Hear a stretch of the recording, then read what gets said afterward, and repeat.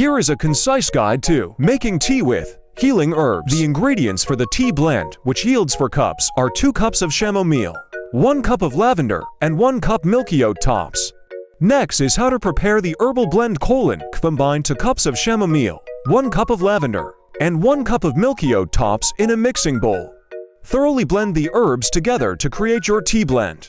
Now for brewing methods. First is a pot of tea. Boil 4 cups of water. Add 4 to 6 teaspoons of the herbal blend to a tea infuser or teapot. Pour the hot water over the herbs and steep for 5 to 10 minutes. Strain and enjoy. Or try single serving. For a single cup, use 1 teaspoon of the herbal blend in a cup of hot water. Steep for 5 to 10 minutes, then strain and enjoy. Or lastly, sun tea. Place the herbal blend in a jar with cold water. Let it sit in direct sunlight for a few hours, allowing the herbs to infuse. Strain and serve over ice.